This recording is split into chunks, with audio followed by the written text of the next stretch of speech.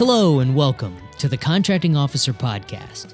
You're listening to the podcast for people who want to learn about the government market from the contracting officer's perspective.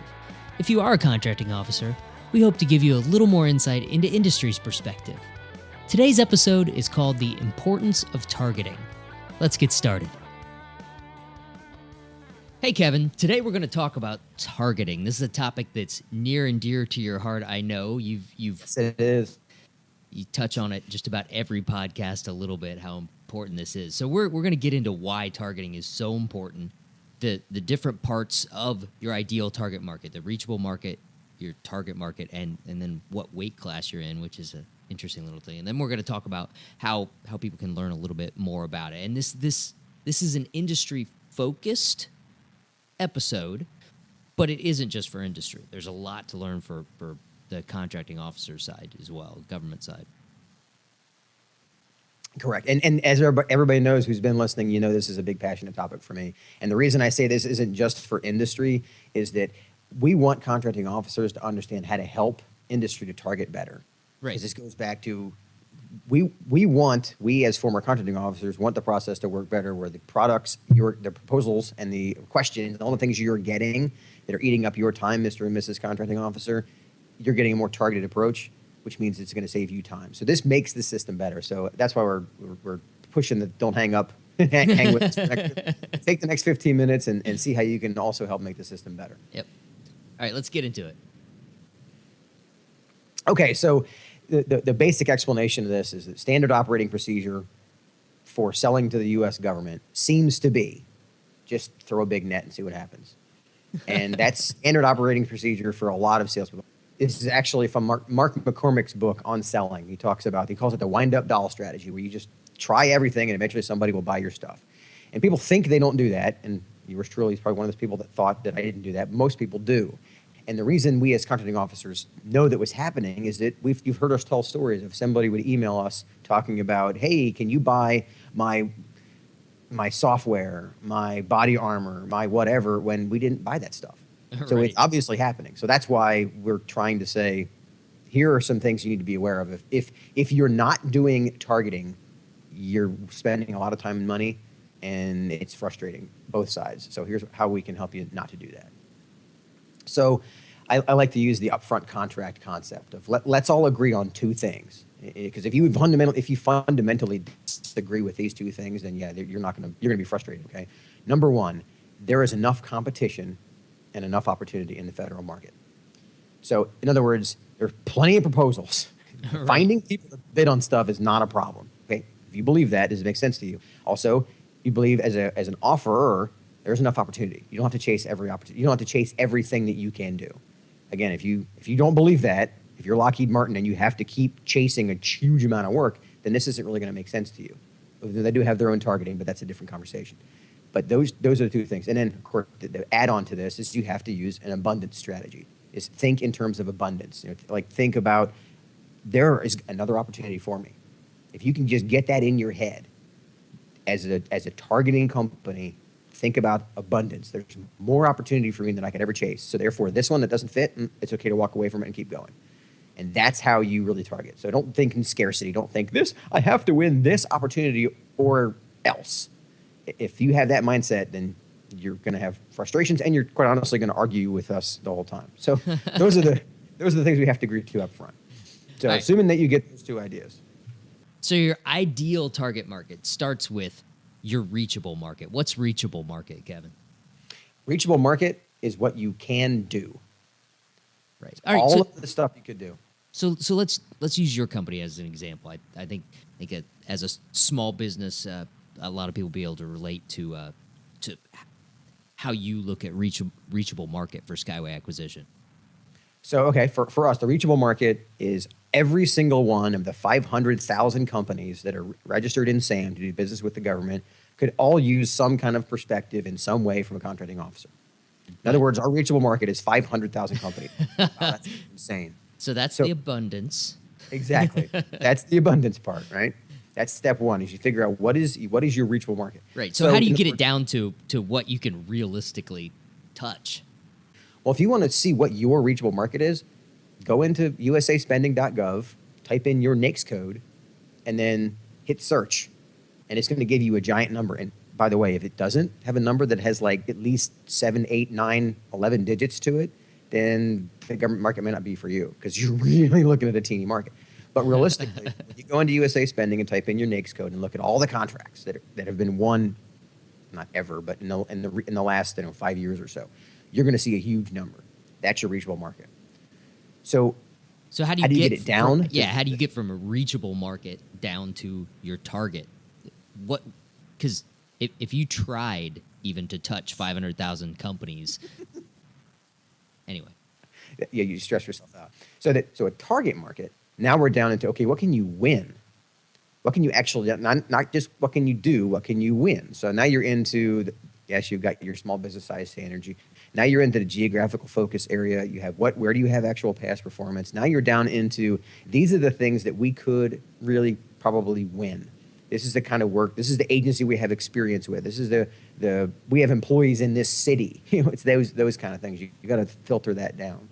And that's the hard part. I mean, that's where, as a company, sometimes you have to set your ego aside, because, of course, my target market is everyone. We can do everything for everyone, and that's a recipe for disaster.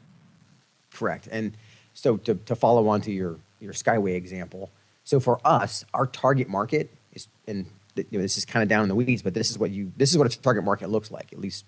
So for us, privately owned companies with over $500,000 in annual revenue, with 5 or more employees who have won at least one government prime or subcontract sometime in the last 3 years. So we went from 500,000 down to probably about 25,000, which is still a huge number. I mean, we could never even serve that many companies. How long would it take you to even? It's a lot of phone calls, man. 25,000 companies. I suppose the podcast would help. Right. So again, even when you've taken it down from reachable to target, there is an abundance of opportunity out there, even for a very small company like Skyway. Exactly. And so if you're an IT company, and once you say what size opportunity, that is, say, the easiest example would be like you're an 8A. Well, you're only looking at things that are 8A competitions, and you're only looking for things that are specifically in your geographical area and where you have past performance. And narrow that down as much as you can. Like when we had 5 or more employees, I didn't just make that up. That's based on experience of talking to companies and seeing which ones. If you only have 1 or 2 employees, you have the time to research this stuff. You had the time to listen to podcasts and whatnot. When you have 5 or more employees, you tend to go, well, you know what? It might make sense for me to hire somebody. Right. So that's when they start needing your help. Exactly. Right. And the other side of that is if they have more than, I could also put the other band on this and say more than like 200 employees, then it tends to be they got somebody that can spend 6 hours researching things. Right. Then they might be able to afford to hire somebody full time to think about this kind of stuff. Exactly. And big companies are concerned about target market as well. They have a whole staff of people, and they may actually have more than one target market. You may target by product or by division. But this isn't just important for small companies. So here's the real key. So we've taken it from reachable market, which is huge, to target market, which is much smaller. Let's talk about weight class. This is the old boxing analogy, right? Yeah, and this is the part where I want the contracting officers to listen in, especially. I mean, it's helpful for you to understand the reachable market and the target market as well. But weight class applies to both. Yeah. This is both sides. And the reason this is really important is this is not one of those things I really saw as clearly until I was out. So the definition of a weight class is the right size of an opportunity that you can afford to win or lose without derailing your company. So think about what that means. So, and I can give a couple of examples of if you're a small company and somebody brings you, this is a huge opportunity if only you work on it 24/7 for the next 2 weeks. And one of my favorite sayings that I learned, I have lots of those, right? But you'll like this one. Don't think about what it will get you. Think about what it will cost you. And what I mean by that is that if you go after a giant opportunity that requires you to step off the grid for 6 weeks, what's going to happen to the rest of your strategic plan? What's going to happen to the rest of your employees that aren't talking to you? What's going to happen to the rest of your business? For great example for us, if we stepped off the grid for 2 months, we wouldn't be able to keep up with the once a week podcast we promised to do. So we make decisions on we're not going to do the following things because we need to keep the promise we did, which is once a week. Yep. So now, from the other side, yeah, from the government side, weight class it's really looking at your team, your office, or your agency in a little bigger picture. What we're talking about with weight class is the size of requirement that you can comfortably solicit, award, and administer without derailing the team, the office, the agency. If you got one of these giant bundled contracts, you need to have the team available, the proper technical folks, pricing, contracting, to actually evaluate all the proposals you're going to get in. Once you award it, you need to have the team available to actually monitor and administer the contract and monitor the winner, because otherwise the contractor's running you instead of you running your contract. And here's an example of what that feels like, is that cost plus award fee is a really, really cool way to manage contracts, but it's a really, really complicated way to manage contracts. And again, I've done that. This is, from learning by example, I guess, where we say, oh yeah, CPAF will be a really great way to manage the relationship afterwards. But what you don't realize, or I didn't realize at the time until we, 2 years into the contract, cost plus award fee is a subjective exercise. You got to write an award fee plan, and you got to execute it. It requires briefings. I mean, everybody's working on both sides. Contractors working more, which then gets rolled up into their overheads, plus you as the contracting officer and the program team and all. And again, these are on bigger contracts, but I've seen smaller contracts. And I've actually almost tripped over this once on I think it was about a $20 million contract. We say, hey, wait, we can do a fixed price award fee clean on this, and then give them evaluation based on how quickly they can support customer need. And because of that experience I'd had, I thought, wow, this is sounds good on paper, but it's going to be really hard to administer after, because we don't have the team to do it. As a small contracting team, I'm looking at that saying that's going to be a lot of work. So out of your weight class. Exactly. And so the weight class idea is, what do we have the resources to actually solicit award? And I really like this thing that you brought up of administer. Is you got to live with it afterwards. It's the tail of the contract, because it's on a fire and forget. You got to manage it, and that's not something we spend as much time on this podcast, and that probably will be a whole other series of podcasts as the contract administration side. But it's a big deal. Yep. So being in your weight class is huge. So it's the third piece of the puzzle. Yeah, and so you said it before. Don't think about what it'll get you. Think about what it'll cost you, and that goes for industry and for government. So here's some examples of some questions to ask as a government person on what's your weight class. So do you know how to solicit and award this work? I know it seems like a really condescending question to ask, but you've heard us talk about the fact that your experience, Paul, is a lot more at the large acquisition. If you said to me, go buy a satellite, I'd call you and ask how. Whereas if you called me and say, hey, I need to buy 100 vehicles that are going to be shipped all over the world in the next 60 days, you would call me and ask how. Totally. And then there's 100 examples of that. So that's the whole idea of, hey, this is a way to do it, but do we have the experience? And then here's the other part. If you don't have the experience, do you have the time to learn? And you want to learn new stuff. I'm not saying that's a bad idea, but you got to consider those questions. Yep. And again, I've done this the wrong way. And then, are you making it easier or harder to administer? That's always kind of a fun question to go through. And then, will the acquisition strategy that you're using allow you to meet the schedule? Meaning, how long is it, if you do a two-step down select source selection, that adds probably a month to the process. Is that month worth it for the additional benefit? And again, you've heard us talk so many times about, you got to take the time to think this through. So it's a really fun exercise. But then here's the other part: is can your customer survive the protest zone? And again, meaning that if the acquisition is designed in such a way that it's pretty likely you're going to protest, you need to kind of think about that, because that's adding time that you're all going to have to survive. So, for example, you can use the podcast to determine which weight class that you're in. That's really, by listening and learning, you think, wow, we've got a lot of experience in this area. This area we don't have a lot of experience in. Who can we reach out to for help? Whether it's use an Economy Act acquisition or look at FAR 8 and figure out what other agencies you can use or where you can reach for help. But again, this is something I did not do as much as I should have as a contracting officer. And because of things like the podcast, we now have the ability through LinkedIn and other places that we're all the contracting officers are starting to talk. You have the ability to do a lot of this stuff. Is say, I need to get help from somewhere else, and now I know where to get it. All right. So to sum things up, reachable market, very large. Target market, smaller. Once you get down to weight class, should be much smaller set of opportunities. So that gets you down to your ideal target market. But you're not done yet. You still need to filter ruthlessly to get down to what opportunities are we going to target and really go after. Exactly. And that goes back to the idea of, we started this conversation with, you have to believe in abundance. You have to believe that there are lots and lots of opportunities out there. Because if you don't, when it comes time to filter ruthlessly, this is a wasted exercise. Because if you went through and looked at your target market and you came up with your weight class and then you couldn't turn away from one and say, well, you know what? That doesn't fit into our characteristics, but I really want to go after it.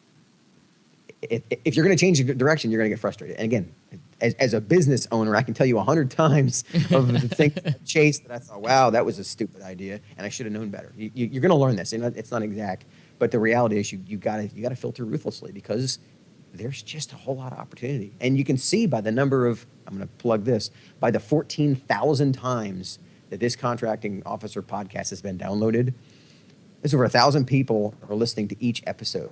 It means that there's abundance right there. I can't believe how many people are really into it. So that's really firing us up. And it's given us an idea of abundance. There's just so much information to share. So now it's easier for us to go, you know what, let's just do this one, and there'll be more topics tomorrow. We don't have to plan on every step.